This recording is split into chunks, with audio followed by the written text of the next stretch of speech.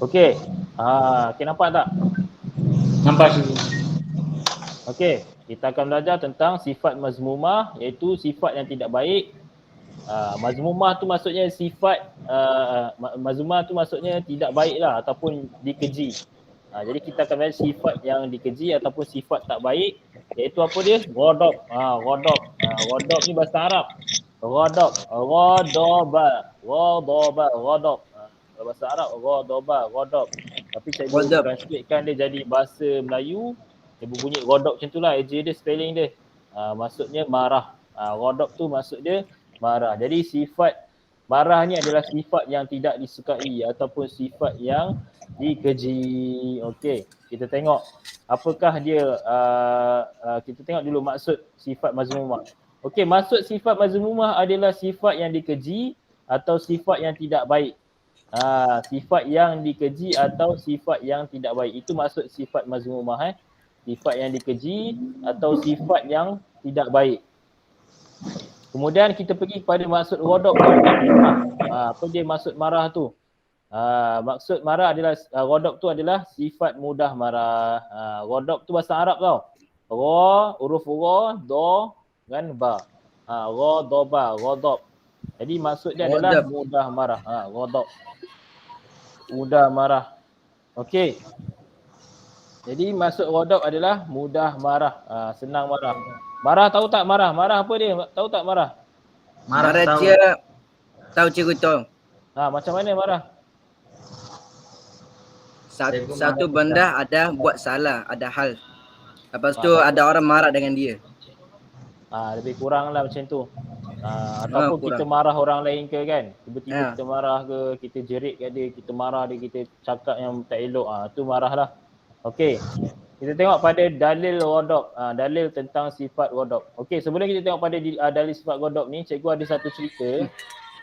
Ada satu cerita berkenaan dengan ghadab ni. Okey. Cikgu akan ceritakan tentang cerita ni daripada ini daripada kisah daripada zaman Nabi SAW lah. Kisah daripada zaman Nabi SAW. Kisah Nabi Muhammad SAW bersama dua orang pemuda. Jadi dalam kisah ni kita akan nampak apa dia kesan ghadab tu. Okey. Pada suatu hari ketika Nabi duduk bersama sahabat-sahabat Nabi, tiba-tiba ada dua orang lelaki yang mencaci antara satu sama lain. Nampak ni? Ketika baginda Rasulullah SAW duduk bersama para sahabat, tiba-tiba ada dua orang pemuda ni, mereka saling caci mencaci. Caci mencaci tahu tak apa? Tak tahu cikgu. Caci mencaci tu macam maki lah. Maki antara satu sama lain. Maki tahu tak maki? Tahu. Maki tu macam cakap kotor-kotor. Cakap kotor-kotor antara satu sama lain. Dua orang pemuda, mereka cakap kotor-kotor antara satu sama lain. Okey, faham Faham cikgu. Okey, jadi Nabi Muhammad SAW perasanlah kenapa mereka ni cakap kotor-kotor. Pada waktu tu Nabi Muhammad SAW bersama dengan para sahabat yang lain. Okey. Lepas tu seorang daripadanya mencaci dalam keadaan yang sangat marah. Salah seorang daripada pemuda tu dia cakap kotor-kotor dalam keadaan yang sangat marah. Macam-macam lah keluar, dia keluar carut sensit kan. Macam-macam lah dia cakap. Dia cakap tu, cakap ni, macam-macam lah. Marah betul dia sangat marah lah. Sehingga apa? Sehingga wajah pemuda tu kemerah-merahan. Merah muka dia sehingga ulat leher dia menegang. Keluarlah ulat leher ni. Ulat leher kan, tahu kan? Ulat leher ni, waktu dia marah sangat tu, ulat leher dia ni keluar. Maksud dia marah sangat lah. Dia memang marah sangat. Okey. Jadi lepas tu apa jadi? Maka melihat keadaan yang demikian, itu apabila Nabi SAW melihat keadaan tu, Nabi SAW bersabda, maksud dia iaitu sesungguhnya aku mengetahui satu kalimah yang sekiranya ia mengucapkannya akan menghilangkan kemarahannya. Pada waktu itu bila Nabi Muhammad SAW nampak keadaan dua orang pemuda tu dengan sangat marah, mencaci maki, memaki hamun orang, cakap kotor-kotor, lalu Nabi SAW bersabda, Nabi memberitahu iaitu Nabi mengetahui satu kalimah yang sekiranya dia mengucapkan kalimah tu akan menghilangkan kemarahannya. Apakah kalimah itu? Lalu Nabi Muhammad sallallahu alaihi wasallam bersabda, kalimah itu adalah a'udzu billahi minasyaitonir rajim. Jadi kalimah itu adalah a'udzu billahi minasyaitonir rajim. Nampak? Jadi itu adalah kalimah yang kita boleh lafazkan kalau kita rasa nak marah. Contohnya ada orang sakitkan hati kita, ada orang rosakkan barang kita, ada orang pukul kita ataupun usik kita kan. Kita mesti dah tak suka, betul tak?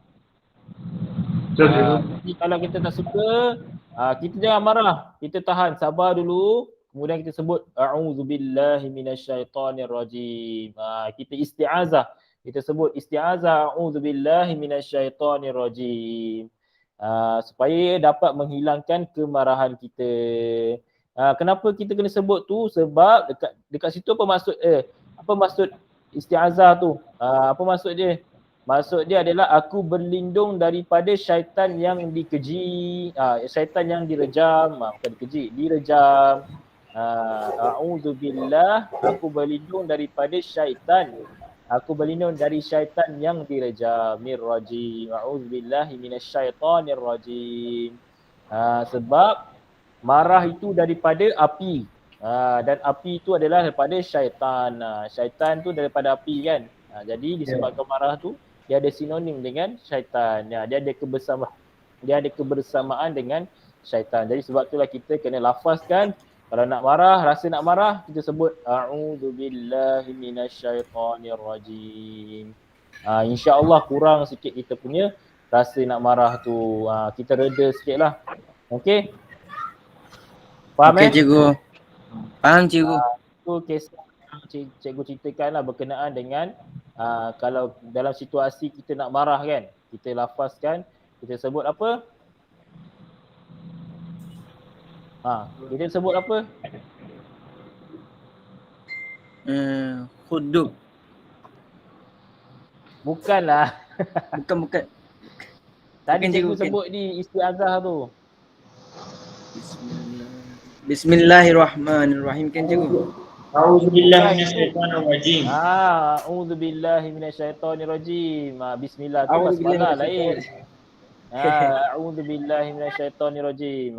Jadi kalau awak rasa nak marah, kalau ada orang yang buat awak marah, awak sebut a'udzubillahi minasyaitonirrajim supaya dia akan meredakan kemarahan. Kita tak adalah rasa nak marah sangat, betul tak?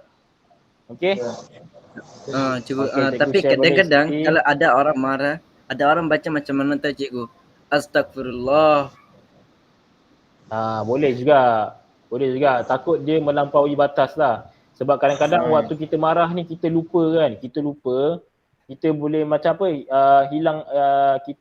hilang waras sekejap. Sebab kita terlalu marah sangat. Jadi kita takut kita luar kawalan. Badan kita ni luar kawalan, kita buat sesuatu kan. Jadi kita cepat-cepat minta ampun pada Allah. Astaghfirullahalazim. Tapi seeloknya sebut ni lah. A'udzubillahi minasyaitonirrajim. Sebaik-baiknya sebut a'udzubillahi minasyaitonirrajim. Seeloknya lah. Okey, kita pergi kepada dalil ghadab. Dalil ghadab tentang ghadab yang disebutkan oleh Rasulullah sallallahu alaihi wasallam. Sabda Rasulullah sallallahu alaihi wasallam, asyaddukum man ghalaba nafsahu indal ghadabi wa ahlamukum man afa 'indal qudrah. Rawahul Baihaqi. Hadis riwayat Baihaqi. Maksud dia apa? Orang yang paling gagah perkasa di antara kamu, nampak tu? Orang yang paling gagah perkasa, orang yang kuat ialah orang yang dapat mengalahkan nafsunya di waktu marah. Orang yang paling kuat bukannya orang badan besar, badan tough. Macam ni. Bukan badan tough. Nampak cikgu? Macam ni. Nampak cikgu. Cikgunya tough. Body kan cikgu. Body bukan muscular. Bukan muscular macam ni. Macam tu. Body. Bukan muscular. Itu bukannya gagah perkasa. Tetapi apa Nabi SAW sebut, orang yang gagah perkasa adalah orang yang dapat menahan nafsunya ketika marah. Waktu marah dia sabar, dia tahan. Astaghfirullahalazim. A'udzubillahi minasyaitonirrajim. Dia sabar. Itu adalah orang yang gagah perkasa. Okey? Orang yang gagah perkasa.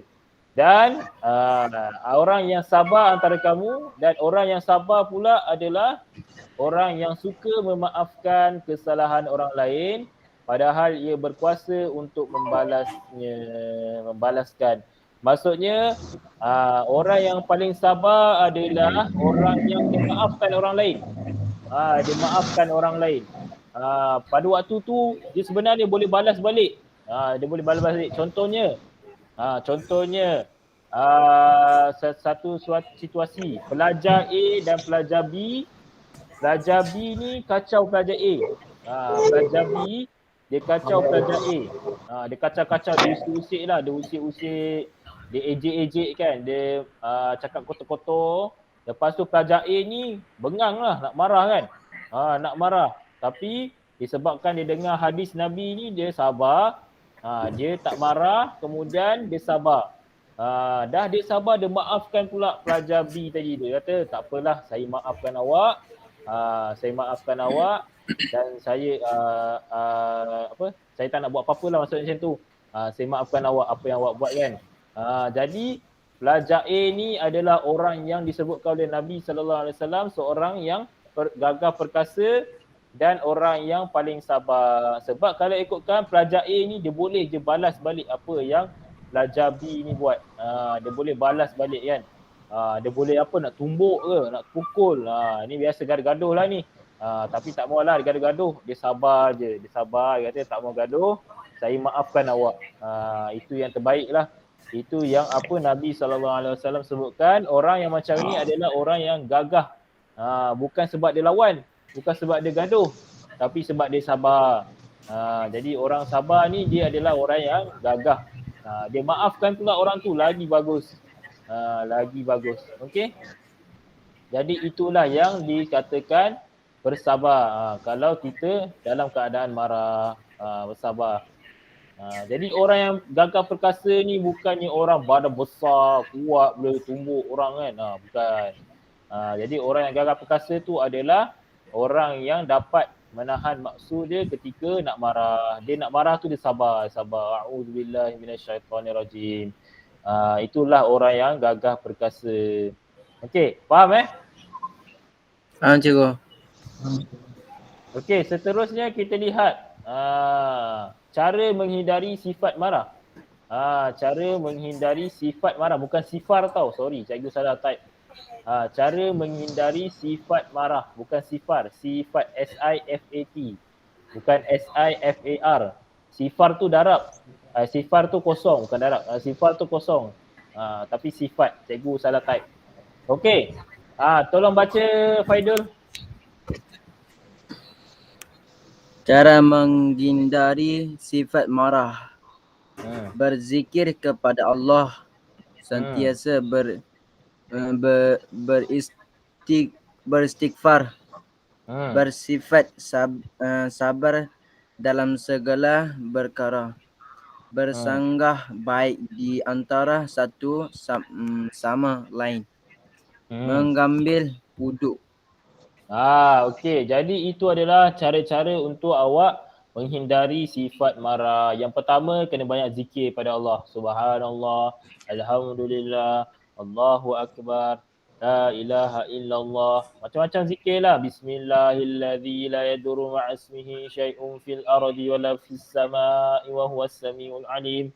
A'udzu bikalimatillahi tammati min syarri ma khalaq. Macam-macam zikir awak boleh baca. Salah mana zikir yang awak ingat. Yang paling ringkas tadi itulah Subhanallah, Alhamdulillah, Allahu Akbar, La ilaha illallah. Awak boleh zikir kan. Supaya dapat menghilangkan sifat marah. Yang kedua adalah sentiasa beristighfar. Macam Faidul cakap tadi. Astaghfirullahalazim, Astaghfirullahalazim, Astaghfirullahalazim. Banyak yang sebut istighfar. Yang ketiga, sabar dalam segala perkara. Apa-apa yang datang menimpa, awak sabar. Sabar dengan tenang, sabar kan. Sabar je. Betul. InsyaAllah akan dipermudahkan. Awak sabar insyaAllah. Yang keempat, bersangka baik. Bersangka baik antara satu sama lain. Ni, nampak ni. Awak kena bersangka baik lah. Janganlah awak rasa macam ni, oh dia ni kenapa macam ni lah, tak suka lah. Jangan. Kita bersangka baik. Mungkin dia ada keadaan-keadaan yang menekankan dia macam tu. Ada sebab dia, mungkin ada sebab kenapa dia macam tu. Jadi kita bersangka baik. Kita sangka baik lah. Kita husnuzon. Husnuzon. Kita sangka baik. Kita jangan sangka buruk kat dia. Jangan sangka buruk. Dengan sangka buruk tu lah yang mencetuskan kemarahan. Okey, yang kelima, mengambil wuduk. Yang ni yang terakhir. Ataupun yang ni awak boleh buat yang awal sekali, ambil wuduk. Sebab apa kena ambil wuduk? Sebab dengan air lah dapat menyejukkan. Dengan air lah dapat menyejukkan kemarahan tu. Sebab apa? Marah tu, cikgu cakap tadi, marah tu daripada api. Jadi apa yang boleh padamkan api? Apa yang boleh padamkan api? Bacakan a'udzubillah. Bukan. Api tu bagi air baru boleh padam. Betul. Api dipadam dengan air kan. Jadi sebab itulah marah tu sifatnya seperti api. Marah tu sifat dia seperti api. Jadi cara nak padamkan api adalah kita dengan berwuduk. Jadi dengan berwuduk tu sejuk. Dia sejuk, air tu sejuk, jadi dia akan padamkan sifat marah tu. Okey, faham Faham cikgu. Okey, yang seterusnya. Fadilat ataupun kelebihan menjauhi sifat marah. Ismail, tolong baca. Fadilat menjauhi sifat marah. Mendapat pahala. Mewudukan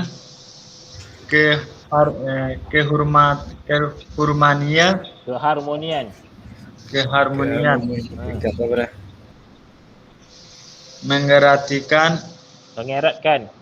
Mengeratkan hubungan silaturahim. Mendidik diri bersifat tabah dan sabar. Terhindar daripada penyakit kronik. Okey, tadi itu adalah kelebihan menjauhi sifat marah. Apabila kita menjauhi sifat marah, ada kelebihan-kelebihan dia. Iaitu yang pertama, pastilah dapat pahala. Sebab apa dapat pahala? Sebab kita sabar tadi. Sebab kita sabar tadi, maka dapat pahala. Allah ganjarkan kepada kita pahala. Okey, yang kedua, mewujudkan keharmonian. Jadi kalau kita sabar, suasana tu harmoni. Tak adalah tegang kan. Kalau sini bergaduh, macam mana nak harmoni? Macam mana nak wujudkan suasana yang tenang? Betul tak? Betul. Okey, yang seterusnya, mengeratkan hubungan silaturahim. Mengeratkan hubungan silaturahim. Jadi kalau kita sabar, kita tenang, tak adalah hubungan silaturahim tu putus. Contohnya adik-beradik kan. Jangan gaduh-gaduh. Sabar, abang sabar dengan adik. Adik sabar dengan abang. Jadi hubungan silaturahim antara adik-beradik terjaga. Tak adalah berpecah belah. Okey, yang keempat, mendidik diri bersifat tabah dan sabar. Tabah maksudnya kuat kan. Dan sabar. Sabar. Bila rasa nak marah je sabar. InsyaAllah dia akan melatihkan diri kita menjadi seorang yang tabah juga. Dan yang kelima adalah terhindar daripada penyakit kronik. Kenapa dikatakan sebab penyakit kronik? Sebab ada contohnya marah ni kadang-kadang setengah orang darah dia naik kat belakang tau. Darah dia naik kat tengkuk dia kan. Disebabkan terlalu marah sangat dia naik darah. Darah dia naik. Jadi ada orang contohnya macam orang tua ke, dia ada stroke kan. Dia ada stroke. Jadi bila dia marah sangat, dia akan membuatkan pecah darah belakang ni dan membuatkan dia jatuh sakit, kena stroke. Kena stroke ke macam tu dah lebih kurang. Okey. Jadi dengan kita bersabar, dia terhindar daripada penyakit kronik. Sebab marah ni adalah suatu sifat yang negatif. Jadi bila negatif, dia akan mengundang berbagai-bagai benda yang tak elok lah. Sebab itulah dia katakan boleh mendatangkan penyakit kronik. Okey, faham Faham cikgu?